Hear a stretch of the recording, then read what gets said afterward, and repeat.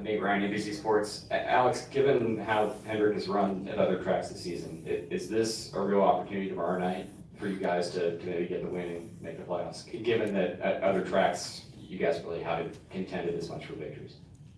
Yeah, I don't really think so. I think it's probably harder to pull off an entirely clean race and get a win at a speedway race. Obviously, it's kind of more of a wild card and anybody can win type situation, but we go to the racetrack every week planning to contend for wins, and obviously we haven't shown the speed we need to this year, and we've struggled this year, but it's every bit as hard to stay out of somebody else's mess and stay out of trouble for 400 miles tomorrow night. So hopefully we can pull off a win. That'd be great, but kind of like Chase said, we haven't put all our eggs in one basket, and I think the biggest thing is just to get out of here with a good solid points day. Obviously we are the cutoff line right now for the playoffs, so just can't afford to have a bad one.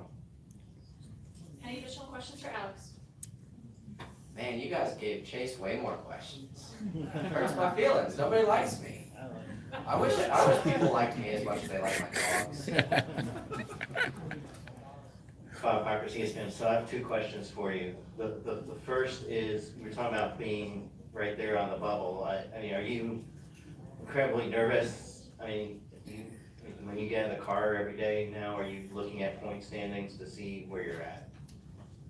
Obviously, I mean, you look at them because that's a big goal of ours to make the playoffs, but I wouldn't say I'm nervous. You know, it's a different situation for me. It's something that I've never even been close to being in a situation to contend to get in the playoffs. So I would like to get in by winning or to be more solidly in than we are, but I feel like we're making steps in the right direction to be able to do that. So as long as we can keep going forward, not have any bad days, and just keep running better and better and better, I want to get into the playoffs and advance and make it as far as we can, and hopefully go to Homestead and contend for a championship. I don't want to just make the playoffs and get eliminated in the first round by any means.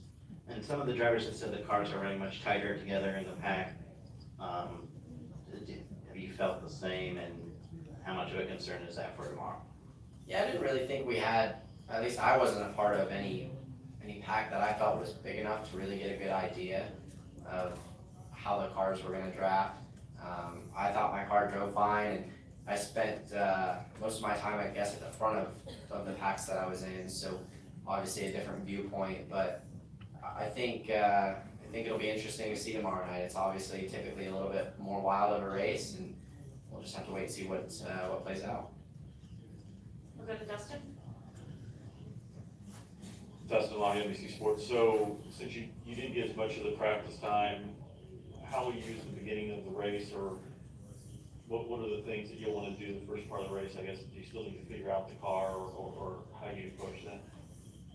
I was really happy with my car, so I'm not too worried about it. Obviously starting up front with two of my teammates close by, I think if we can work together and keep the Hendrick Motorsports cars up front, that's the best way to, or the best outlook, but obviously it's a super speedway race, anything can happen. There's really no way to control or really say what's gonna happen or plan it. So just gotta address the race as it comes, and like I said, hopefully we'll keep all three of them up front and get William up there too, but we'll just have to wait and see.